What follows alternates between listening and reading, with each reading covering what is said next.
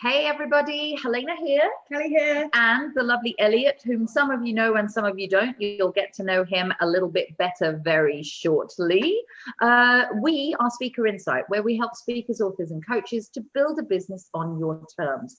And today we're really working with the speaking part of your business. Whether you're a coach, author or speaker, this will definitely be of use to you. But before that even happens, and as people are coming on, particularly because we got here a minute early. Yeah, see, can't wait, can we? I know, what, it's a beautiful, joyful thing. It's a gorgeous, gorgeous day. And we thought we'd just kind of take some time out to do a little bit of buzz in our business. I will remind all of you who are actually watching this on the replay to do a hashtag replay, because we do like it, don't we, when that happens. We do like it. It makes me very happy. I don't know who just ding-donged in. Who's joined? How's anyone else joined? I don't know. I'm like, oh, maybe we'll have a surprise guest. Elliot, have you snuck somebody in? No. Maybe Anik's hiding somewhere. Oh, maybe she is. That might be really good. So we suspect that today is actually going to be a very entertaining as well as educational one. Now you're really putting on the pressure. Yeah. Well, the combination of the three of us seems to create that. So we're not quite sure what will happen with that. But for those of you who are joining us at the moment, please put the buzz in your business down below in the comments, because we do like to hear what's going on for you in your business. What are you celebrating? What are you looking forward to? What have you got coming up? What is of interest in your business that allows people to go, ooh, I didn't know you did that, or, oh, that sounds really exciting, and it gives you something to talk about. So we like to remind you that you are an interesting person. You are out there wanting to make complete change in the world and create that. So share that. So buzz in our business. So let me tell you the buzz in our business so that you actually know that. I, over the last couple of days, over the weekend, spent some time with a wonderful man called Stephen Gilligan on generative change. Daisy's got her face mask on while she's watching us. Get in, girl. We totally want the selfie. We totally want the selfie. And Luna finally has her business name. Has she shared it? Oh yeah. Yes. Okay, tell us about it. Yeah, don't just tell us the name, tell us what it is, which is really rather good. So I spent 2 days with the fantastic Stephen Gilligan. I am a generative change coach, and I like to plug back in every now and then to just ensure that I have the skills down and be reminded of things. And I think that's a really important thing that we can do, is that honing the skills all of the time. Kelly, what were you doing? Brett's giving a shout out to Elliot. So Brett Freeman's saying hi, Elliot. So just Hi, Brett. That's good. So I'm pretty tired. I got in about 1 o'clock this morning because I was in Leeds yesterday speaking at Gary King's Food for Thought event, which was a really nice mastermind group, and I put some comments in the Connection Hub, which you can put a link in, asking some of the questions that I asked their group, and we're getting some responses on that at the moment. And all about your avatar, obviously. Of course, because why wouldn't it be about your avatar? The other thing that I want to draw your attention to, just because it was a really good interview, for those of you who watched our Facebook Live with Speaker Space with Johnny O'Byrne, he actually did a podcast with us, and that's just gone live on Speaker Space. So there's a link to it in the Connection Hub. So for those of you who don't know what I'm talking about, the Connection Hub is the group where the real conversations take place. So Speaker Insight page, if you're just joining us here, come and have a chat in the group, because that's actually where you find the people that you need, where you actually have some conversations about the things that are interesting to you, and where you learn all about speaking, writing, getting your business out there, and coaching. So it's really rather good. Daisy said that she has a speaking gig tonight. That's the buzz in her business about sustainable fashion, and she has a question for Elliot. Yeah, perfect. So just put that in the post. Pop it in the post. We shall share that one in a second. Andrea's question. I was actually up north. Oh, really? Not in London. She sometimes does actually travel in that way. She's going to be jealous that you didn't let her know, but she's in the States right now, so there's no way you would have commuted anyway. So we also have the Connect and Create Day coming up next week, which is really great, where we actually make live some of the connections that happen inside the Connection Hub. You actually get to meet those people and come and do work on your business, which we really love to encourage. So we've got that coming up on Wednesday, the 8th of May. I think there is still one ticket left. I'll put a link in. Yeah, pop a link in, but it'll go sort of very shortly. Elliot, what's the buzz in your business? And then we're going to reverse it. Tell us the buzz in your business, and then tell us about you. Okay, cool. So hi everybody. I can't see anything. All I can see is you two and the flowers. Yeah, we'll ask you the questions that come in. Okay, and Kelly looking very mischievous in the background. So she looks like she's up to something. But our buzz, truly, that's true. Our buzz in the business is that we're in very deep, intense discussions with a company that potentially will add us to their family group, which will then open up Canada, Australia, Singapore, America. There is always one more that I can't remember. Those countries gives me a very clear indication of who you might be talking about. No, I don't think you. No. But however, it's very advanced conversations, and it's going to the board. And then once it's gone to the board, we will know. But there's also the potential of Africa. So we can't just, so it's real buzz. We've been designing everything that needed to be done for the meeting, all the exciting stuff like pitch decks and training assets and brochures and t-shirts to say we love you. No kidding, we didn't wear those, but we might as well. So that's gone really surprisingly well, and I was actually blown away by how tired I was the next day. I literally slept the whole afternoon. So that's a real buzz. So we're just waiting to see kind of what happens. We're a little bit in limbo right now because the board meeting's not for 2 weeks, and then we'll find out. So there's a bit of a buzz there. And I think that's the buzziest buzz going around right now. And I think it's great. Yeah. We also have our boardroom coming up on Thursday, which we love doing, and some events. So you know us, we're always in the mix in that respect. No, it's really good, and I really do want to honor you, and this is what we say to everybody who really is coming in and building their speaker author coach business. It takes work, it's not an overnight success. It takes doing exactly what Elliot's just talking about to actually get the assets in place behind you and to do the work of the connections, the finding the partners and everything else. And that's really why we've set this up in the first place. Yeah. What have you got going on? I'm going to ask Data's question when we get into it, because a lot of the people that don't know Elliot are probably like, who is this guy? So, right? Let's do that. So I know that we've both collectively known you for a long time, Elliot. I know I've spent a lot of time in the speaker training with you, with trainers like Clinton Swain, and you have basically gone on for the last 10 years or so to build Speaker Express with Anik, your trainer there. So coming from what a speaker needs to have in their assets, their delivery style, their signature talk, which is what we're specifically talking about, working with so many people to take them on that journey and help them get great success from helping them platform.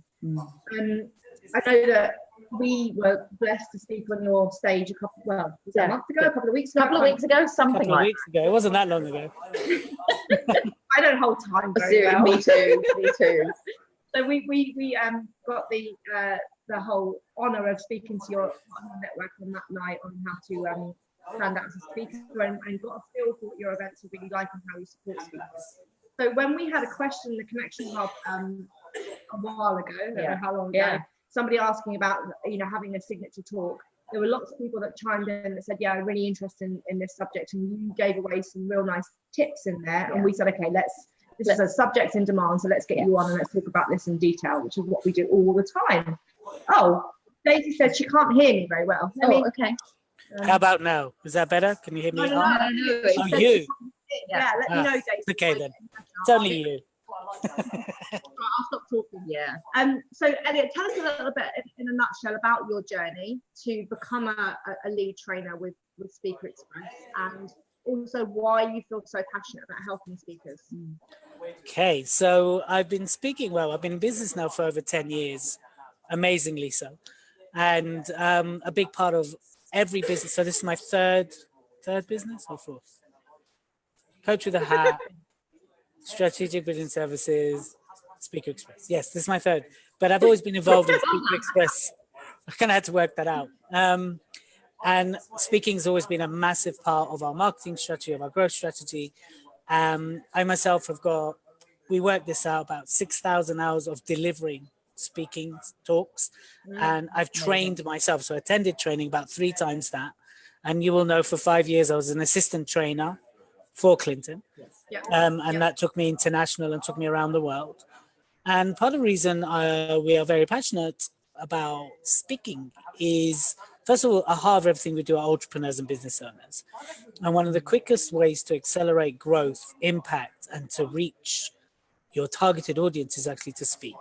And our approach, which is slightly different from the normal approach, is to work with people to use speaking to grow their business. So it's not necessarily about becoming Tony Robbins or, nothing wrong with that, by the way, before all the Tony Robbinites attack me.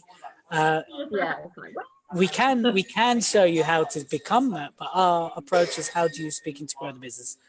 And the biggest thing is we've seen first. That, Elliot, could be for people that don't actually want to become professional speakers, but they're using speaking as more of a marketing platform. Exactly. Yeah. Exactly. Absolutely. 100%.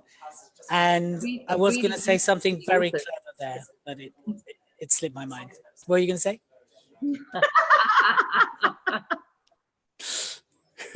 Yes. What are you going to say, Helena? He'll come back. So for the authors and the coaches, people who aren't actually necessarily thinking that speaking, they're a speaker. Yeah, exactly. So those people, this is actually such a good training for them. Absolutely. And at the end of the day, you have to think why you are going to get up and speak. There's only so far that your great story is going to get you, although it's important. There has to be something beyond that, and having a signature talk, which we'll go through, is essential for any speaker at any point, at any stage. And for coaches, authors, speaking has to be a part of their strategy, I believe.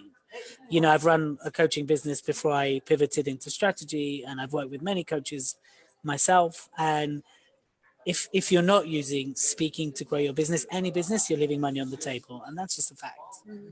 No. Yeah. Great. Totally agree. So given that, there are obviously a whole bunch of opportunities out there to speak. For anyone listening, what helps you as a speaker kind of make a lasting impression on the audience? Wow. That's such an interesting question, because there's so many answers, and it can be very subjective as well. So I can only give my insights into that.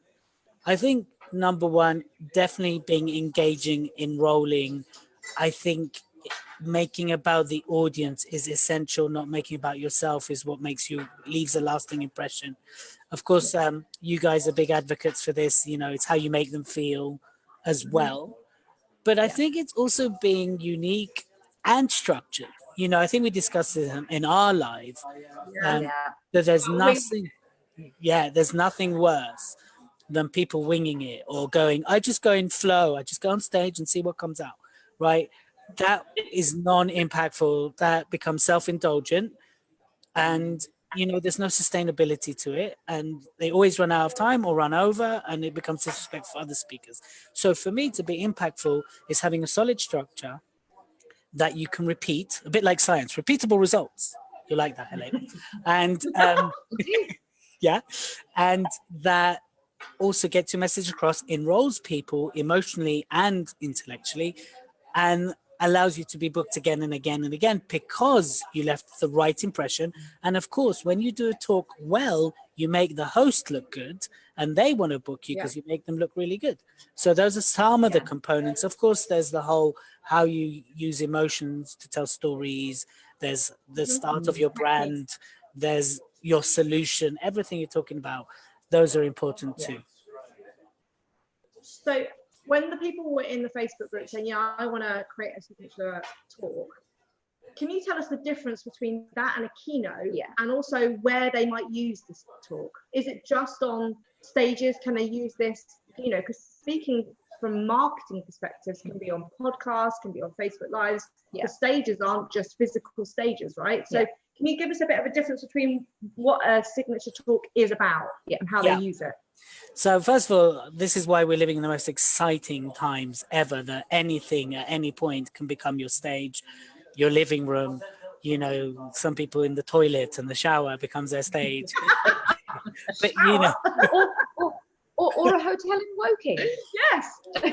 No. This is my living room. I don't know what you're talking about. I have a bar at the back, you know, I have people coming. Stop. Listen, I'm telling you, the speaking stuff works. Right? Yes, or a hotel in Woking.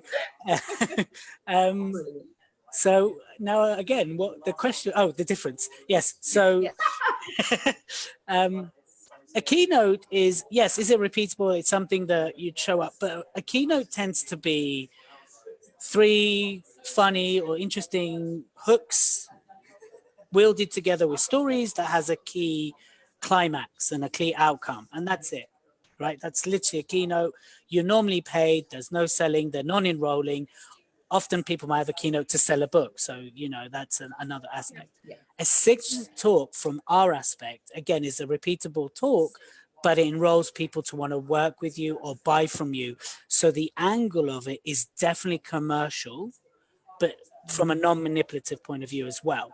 So if Gary King called me, for example, and said, Elliot, I need you in Leeds tonight, could you show up and do something? The answer would be yes. Not because we're trained to say yes, but because I have a talk that's ready to go at any given point. And that's the thing about a signature talk, but you also get known for it and you get rebooked for it because it becomes your one juicy talk that you repeat again and then again and again. You know, it's by no coincidence that DeMartini cries in the same place at the same talk every time he talks, right? That doesn't happen by mistake. You know, there's that bit. Is that authentic? Because that normally pisses me off with some speakers where they, yes, I agree, they can tap into the emotion and get the feeling back because it's a really raw emotion in your life, but you can see it where some people are just and I'm not going to mention some names, but a lot of people want to know what I'm talking about, where they tell a certain story and it doesn't feel authentic. Well, I think that's your answer, really. Look, we do train the whole using the emotional toolkit. We do talk about the difference between acting and being. So being present to that emotion and allowing it to surface as a tool versus acting like. And that's authentic.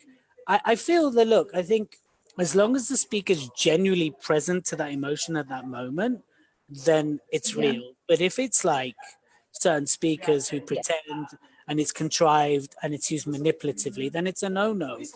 Again, that's my opinion. You know, there's people that say, no, you need to cry at the same time every time. No. You know, it all depends what your intention behind it and how real it is for you when you tell that story. And I think part of what we enjoy and why I think the post got so much attention was the point about a signature talk is that it allows you to actually kind of hang things off and have a structure for showing up with who you are in that moment on that day, you know, whether you've had like a 4-hour journey to York or whether, you know, you are just rolling up in front of, you know, in your lounge in front of something and you're feeling more relaxed. So the point about it is that the signature talk allows you to have the confidence to show up because you've got something that you've practiced. That's structure. Exactly. Yeah, structure, but it has that flexibility, which is, I think, what you're alluding to, what you slot in, what you take back out. And that's important too. So we don't want a regimented, rigid, scripted feel to it, but it's got a natural flow that leads people. Yeah. Okay. So, and I know that you very kindly are actually going to share a visual as well. Tell us what the key components of a signature talk are, because this is where people get their pens to really start to kind of work. Okay, there's my laptop background. Hey. Yeah, hey. So there we go. I'll talk you through all of these bits. You know what, let's just do it like this and versus making it, because then I can still see you. If I make it full, I might not be able to see you. And you might put funny faces and things like that. And I want to catch you. Always would. Always would. Always. So you know, and again, some of this might be really obvious to people, but it's really the depth behind it. So when we work with people, it's about the depth we go into it. But let me talk about the psychology behind it. So first of all, the opening, 95% of speakers go, "Hi, my name's Elliot Kay, and I'm a speaker." Right? It's like, All about me. what's that? All about me. Yeah. Versus what we talk about when we talk about the opening is to be disruptive, is to create a cognitive jump. It's something that's different and something that's unique. So if everybody thinks about Levi Roots opening when he came onto Dragon's Den, singing song, completely disrupted the Dragons. A beautiful way of doing it. Some people ask questions, some people use it, some people sweat, whatever, but it's got to be real and authentic to what who you are. The next part is very quickly you display the problem you're solving, because there's 3 questions that go through the audience's mind when they're hearing you talk. What's in it for me? Can I trust you? And why should I care? The way to show people very quickly that and answer those questions is to display an understanding that you get their problem very quickly. So you got disruptive opening, a display of the problem, and then number 3 is earn the right. That's when you actually bring in who you are, and it's a factual listing of your credibility. For some people, it can be the beginning of their story, but when I do this part, it's you know, I'm a best-selling author. I've got 6,000 hours of speaking. You know, I'm the founder of Speaker Express. I've worked with over 1,000 entrepreneurs, and it's very factual. So this isn't the emotional qualifications, results, expertise, experience, all those types of things that help with your positioning. Yeah, exactly. That's when I would say sex bomb, guru, you know, things like that. You know, always depending on the audience. I would like to. Well, let's start asking your wife about some results. And it had to go there. Man, yes. See, about flirting tea at laptops right now. Well, that brings us beautifully onto the solution. And that's where you would display your solution to the problem. So, you know, some people call that your solution system. So for us, it's the speaker's method. And how do you help the audience address it?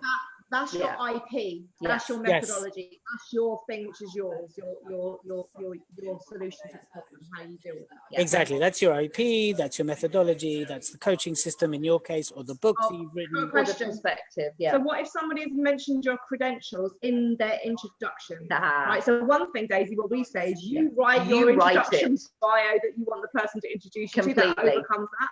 If they do say anything, how do you overcome that when you're doing the earn the right section? So if someone's introduced you, I would still follow the structure and add bits that haven't been said yet. So you leave 10 bits out, again, depending on time. But if it's been done brilliantly, you would just carry on straight to the solution. Okay. Now, when you follow the structure and you do it properly, the good thing about the structure is it very naturally leads people to want to work with you. So yeah, the solution's your IP, your methodology, whatever you need. Again, you're showing it very quickly. Depending on time, then it depends how much depth you go into it. And then you want to use a story. And the story could be either your personal story. In authors' cases or coaches' cases, often it's their personal story. Sure. But it could be how you formed the business, how you came up with the solution. You know, for those from a science background, how did you reach the point where you're able to solve things? Yeah. And then expand is your content. That's when you're going into your content. So then that's when you hear people go, you know, and today I'm going to show you the 7 steps to becoming a highly paid author. You know, so that's the bit where you teach. That's what you would call teach. Yes. And again, can you slot other stories and case studies? That's all fits into the expand. It depends on the time. And then, sorry, Helena. Yeah. Sorry. So it's almost like the story that you tell at number 5 is the story that sets up the permission to do the expansion and do the teach, or the part of the teach, depending on how long you've got, of the signature system that you've got, or that sort of thing. It's an extent. It depends on the audience, right? So it's either an extension of how you reach the solution, right? Which then you would expand into the content, or it's the bridge between the two. right? Yeah. But obviously, if you're a business speaker, you would often introduce the solution, and then you would talk about how you reached that. You know, what research did you do? How did you get there? Case, and then you'd expand further to your findings. So it does depend on your audience. And again, the great thing with the signature talk is you can be very flexible, so it reacts. So when I do, for example, I don't do them much anymore, but when I do my confidence talk, in the story part, I will talk about how I lost my property in Cardiff and etc. because that's relevant. There's a personal story. When I'm doing talking about the speaker method, the story there would be how we came up with it, because I'm not talking to an audience that necessarily wants to hear my personal story. Yeah. And so what I love about what you've just said, and just to make sure that everybody gets it, this structure is applicable for different talks or different subjects. Avatars. Exactly. And so please don't think that you know, right at the very beginning, Elliot sort of said, you know, here's the talk that actually if somebody calls you and says in the next 10 minutes, do you want to show up? Yes, and it doesn't just have to be one of them. It can be contextualized to, as you say, the confidence talk or the business talk or the whichever one it is. But because you've got this structure and you've worked on that, you have the confidence to go and deliver into whatever avatar audience you're with. Right. It's really, really beautiful. Thank you. You're welcome. What I will say, adding to that. Okay, go for the. Okay, what I will say, adding to that, is if you're at the beginning, focus on one, get that really polished, then start to expand out. Because too many people go, I can speak about this, I can speak. No. Focus on one, the one that will get you the best and biggest results, then branch out. So I will say that. Yeah, beautiful. So Tony says, hey Tony, great to see you. 10 years since the Master Coach days. This is Tony Brooks. What percentage of time would you spend on each of the 7 areas in a talk? So it's really interesting because it really does depend how long you've got, right? Look, the opening, problem, and the right solution is really fairly quick if you've got not a lot of time. So if I have a 15-minute talk, which this works very well for, the first 3 to 5 minutes I would have done 1 to 4. Yeah. And then gone straight into the story very quickly. And the reason behind that is because the emotional connection is in 5 and 6, really, isn't it? When that's the bit where people actually really start to buy into you and trust you, because it's the emotional part. Exactly. So if you've got longer, again, you know, the opening is really quick. You want to be disruptive with the opening, but not spend too long there. Again, if we go to the big guy, he spends the whole morning disrupting people's patterns. Right? But if you've got an hour, the opening is literally a 2 to 3 minutes. Then you want to really display your expertise around the problem. You know, I would spend maybe 10 minutes on the problem, in depth, enrolling people. So, and then earn the right, again, is very quick, 2 to 3 minutes. Otherwise, you do sound boasty. Yeah.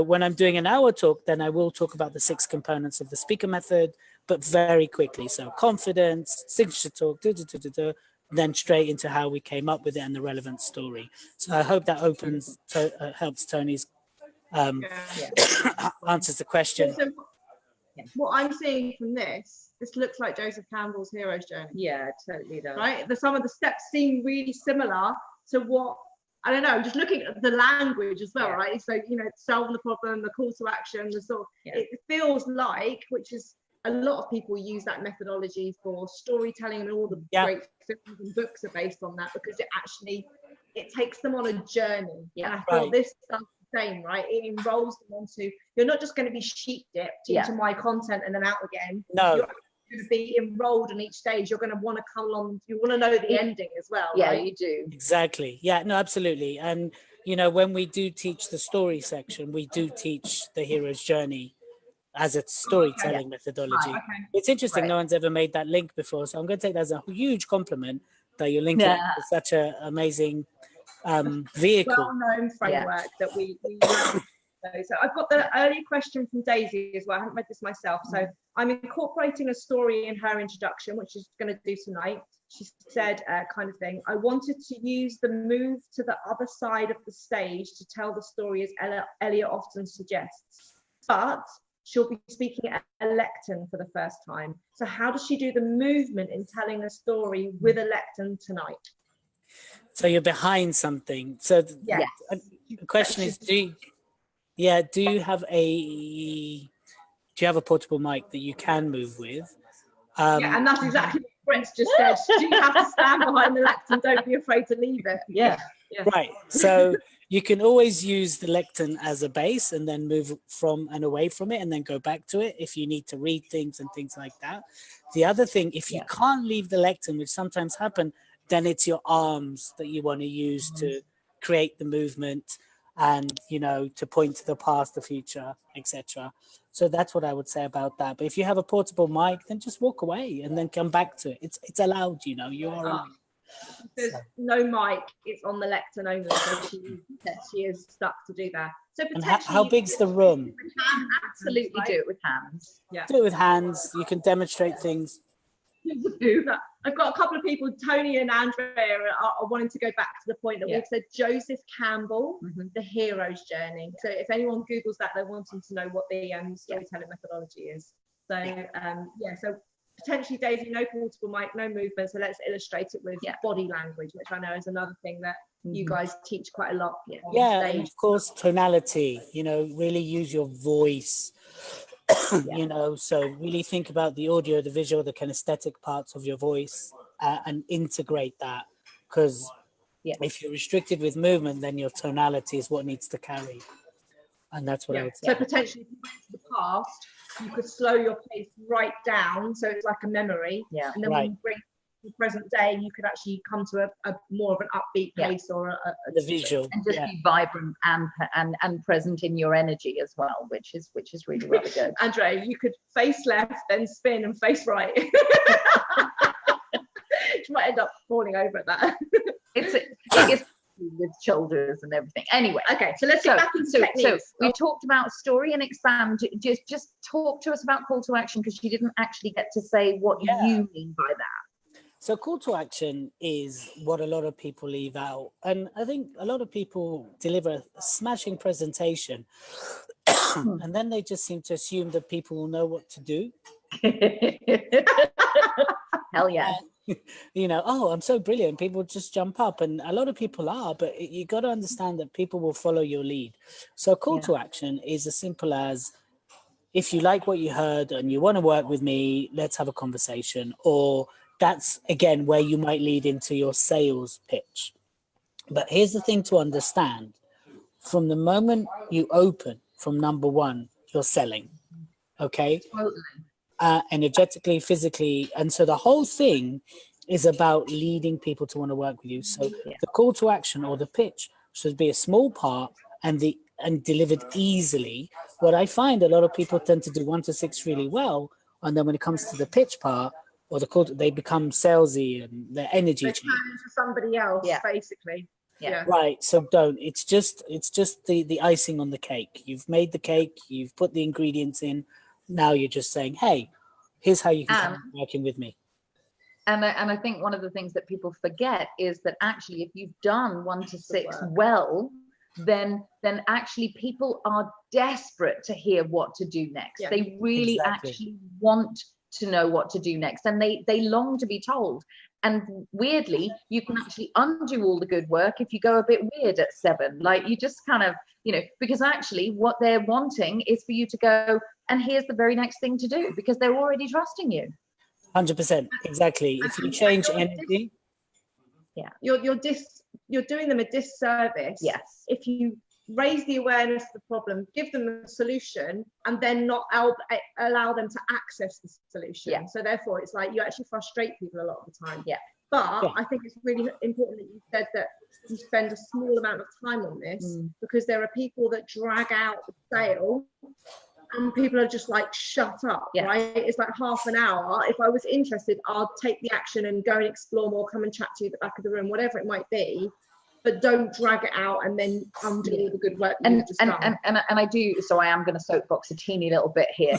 I think in today's day and age, we as speakers, authors, coaches, as people who provide services that we're really proud of, need to trust, need to do the work and actually kind of create things like the signature talk and that sort of thing, so that we can actually trust that we've presented, that we know what we're doing, that we have a solution, and we need to trust the audience to actually make those decisions on the back of a short, sharp, sweet call to action that says, there is something that can be done about this. If you want to know more, come be with me. Yeah. Absolutely. And if you've done everything else right, it's so easy. I mean, I don't mean selling's easy, but it's just an extension, and people overcook this. So you're absolutely on the money there, 100%. Good. So tell us a little bit. I know you've worked with speakers for a while. So should we stop sharing, because I think everybody's probably seen this, and then they don't want to see. Of course they do. Of course they do.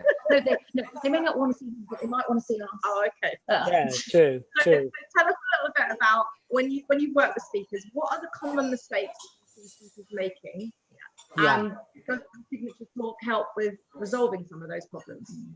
Yeah, so one of the common, I think there's one of the biggest one is self-indulgence, thinking that, and a lot of people do have some great stories, so please don't mistake this for me underestimating or taking away from people's stories, but people make it self-indulgent versus about the audience. So that's one of the biggest mistakes people make. Then it becomes boring. You're not answering why am I, what's in it for me? Can I trust you? Number one. Number two is the lack of structure. It's, as we've discussed, it's disrespectful and it's rude to go up on stage and wing it, or to just see what comes out. No, you're taking up people's time. So lack of structure, making about themselves. And another big mistake is I think confidence can work both ways. And one of the biggest mistakes I find with people is, because there are certain like coaches and authors with all the love in the world, they're very confident people. Therefore, they think that they don't need that work. They don't need to work on this because they're already confident. They don't need to work. I know my basically. Exactly. And I think that's another mistake, because whatever level you get to, there's another level. And it's interesting that someone we worked with recently, who's spoken on stage with Gary Vee and really big stages, said his biggest gig that he was afraid of was in front of 12 people, all turning on 500 million or more, and he had to speak about a topic they never heard before. So he literally bricked himself because he'd never been in that situation, and he was in front of 12 people. And this is the whole thing, that every engagement that you do, every speaking engagement you do, could be your next nemesis. It's next level, new level, new devil. And it just helps to understand that and to go, okay, well, what do I need in preparation for this? So how do I tweak the signature talk that I normally do on XYZ subject, but for this audience? And that's why we always come back to avatar. Always. Yeah. But I like the fact that the signature talk solves the structure problem. Yeah. Because you've given them some steps. It makes sure that you're never going to create a talk that hasn't got your avatar in mind. No.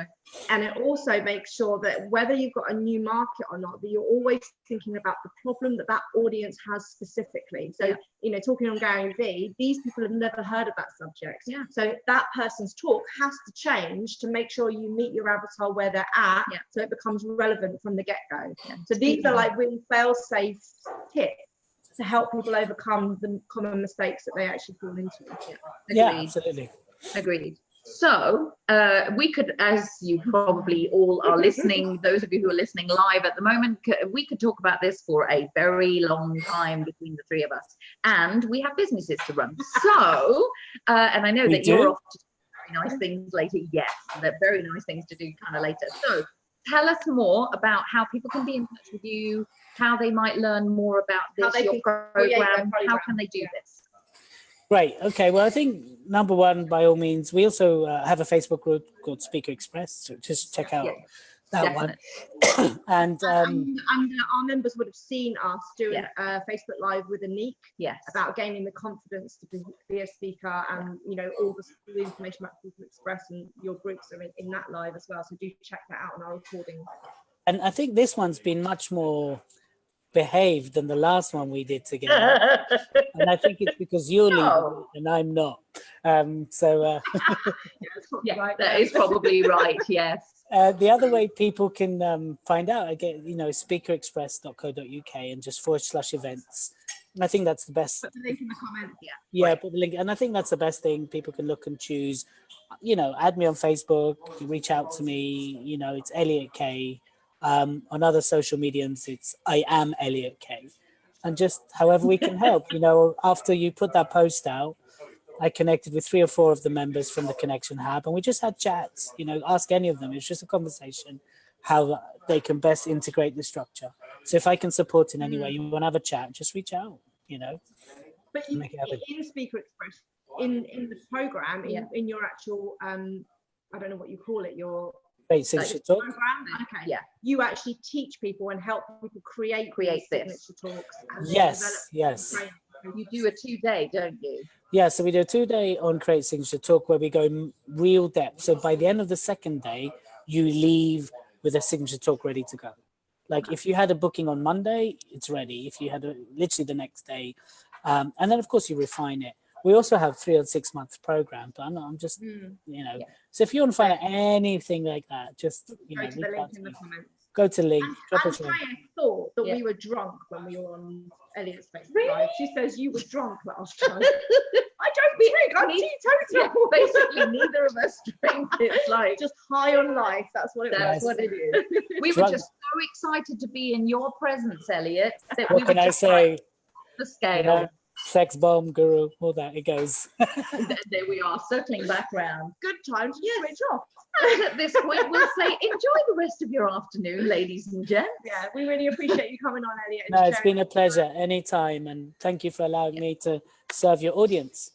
Yes, thank you too. Have a And good one. very appreciated. For any of you that do have questions, just put them in this thread and tag Tag Elliot, us. myself, Kelly, and just, or anyone else that you've kind of heard. Please, please, please, just do, listen to this. Go create your signature talk. Get yourself stuck. Ask the question. That's how it works. Have a good one tonight, Daisy. Yeah, good luck, Yes. Daisy. Yay, let us know how it goes. Many blessings. See you later, Take everyone. care. Bye. Bye.